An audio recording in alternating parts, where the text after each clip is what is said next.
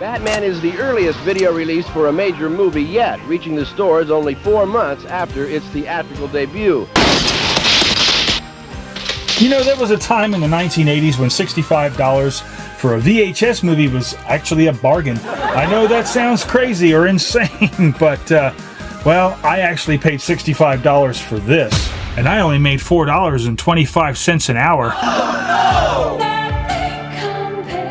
So why would a high school kid like me spend more than 15 hours of his paycheck on one VHS movie? Well, I'll get to that a little bit later, because I'm going to cover 5 movies that tell the story of why I wanted to own movies in the first place. And each one represents a different part of that collector mentality. I'm sure you can agree with me on these. Now, the entire Police Academy series is overlooked today for just how popular they were in the 1980s. By the time we got to number 5, these movies had basically become, well, sort of the comedy MCU of my teenage years. Every year we would get another one, like a holiday event. Now, my first experience with Police Academy was actually the second one, Police Academy 2, their first assignment, and, well, you guessed it, on HBO. And you know what really got me hooked on these? That shower scene. I mean, really, the glue, come on. It's just too funny. And even to this day, Police Academy 2 is still my favorite. My hands are stuck to my head. Hey, who's fooling around? What the fuck? But what kept me coming back wasn't just the jokes. No, it's not that. It was the characters. Yep. So, and even Harris and Proctor made these movies great. You know, without those guys, these films would have not have been, I mean, close to the same. Why don't you just kiss my rosy red ass, Mahoney? The plots are thin, yes, and the villains, well, number 5 got Tony Stark, but Warner Brothers had to drop his last name from the script for some reason. I'm not sure what. Anyway, they were all completely different people, and sometimes they drove each other crazy, but overall, they became a close family, and underneath all that slapstick stupidity, there was a lot of heart. Now these days, you can watch these movies on the big screen with better quality on the Blu-Ray 7-movie collection set that I got from Canada. Yeah, the artwork, though, I'm not a big fan. They just cut corners like a bad thumbnail. So, anyway, collector quirk number 1. Original packaging looks way better than these pasted together ones. But Police Academy wasn't the only movie I spent some serious VHS money on. Battle stations. Sean Connery, Alec Baldwin, James Earl Jones, Scott Glenn, Sam Neill. The Hunt for Red October. Now, the basic story is pretty simple. Sean Connery, who was experiencing a bit of a renaissance, coming off of the success of the Indiana Jones and the Last Crusade masterpiece, my favorite, and plays Captain Marco Ramius, commander of the Soviet Union's newest nuclear submarine, the Red October. He secretly wants to defect to the United States, but, well, the Americans think he's planning an attack. A young Alec Baldwin plays CIA analyst Jack Ryan, who figures out what Ramius is actually trying to do. Game of cat and mouse ensues. The movie kicked off the Jack Ryan film franchise, and this is right at the beginning of what would become the huge 90s action and thriller craze. But what really makes this VHS stand out to me, well, I'm not sure who had this idea and the red tape that they had to go through to make it happen, but we're talking about the red tape. I mean, look at this thing. This was basically the limited edition of its day. Kind of the same feeling when, well, steelbook versions came along, like this one. And around this time in the late 80s, studios were experimenting with marketing different colored VHS cassettes. Ghost was my first experience with this.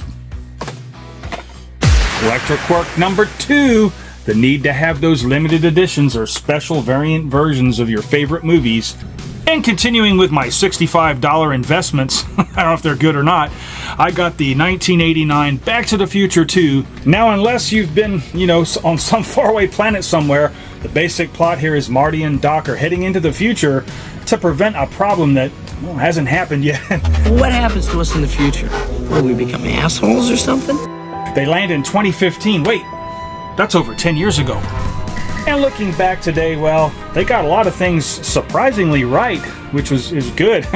We got the endless channels and surfing them on a giant TV screen. We got the video calls. This is some serious FaceTime for poor Marty getting fired like that on but the fax machines, you know. Now, we all know that the flying cars are total bullshit. I mean, really, just imagine the insurance premiums on one of those things. And instead of Jaws 19 playing on every screen, we'll keep with the trend. And, well, it would be one of those never-ending superhero films that would have been, you know, more accurate to me. Shark still looks fake. Here's where another collector quirk of mine comes into play. Yep, that's right. Collector quirk number 3, having your movies individually packaged instead of those, let's just say, convenient box sets. Star Trek V, The Final Frontier. Okay, this is the fun one, Star Trek V. Now, well, in case you missed this one, the basic plot is Kirk, Spock, and McCoy get pulled into a mission, involving a mysterious Vulcan named Cybok, who believes he's found where God hangs out. Is it a bar or something? And yeah, things don't exactly go to plan. This movie has a reputation for being, well, one of the weaker Star Trek films, and I will not argue with that fact at all. But it does have its moments. Scott, you're amazing. There's nothing amazing about it. I know this ship like the back of my hand. It didn't matter that it wasn't as good as The Wrath of Khan, and it really didn't matter that it wasn't The Voyage Home either. But if I start collecting a series, I need the whole thing. And that's right, collector quirk number 4. We're up to number 4, completionism, because apparently I don't really like it and I don't need it, are two completely different things. We all make bad decisions sometimes. At least this wasn't. Now, every decade seems to have that one movie. Perhaps Goldfinger for the 1960s, and the 70s was definitely, that's right, Star Wars. As for the 1980s, well, we had some real heavy hitters throughout the decade. But in the summer of 1989, yes, you guessed it, we got Batman! This movie seemed to transcend being just another hit. It became a cultural moment. Michael Keaton proved that, well, he could definitely make Batman work. Excuse me. Have you ever danced with the devil in the pale moonlight? And, well, Jack Nicholson's Joker is Kill you. You idiot! And a simple TV show level plot about poisoned makeup and revenge, well, I was just blown away. And when Batman was released on VHS, well, everything started to change. Warner Brothers priced it at just $24.95, betting that a massive box office hit could sell enough copies at a lower price, and they were right.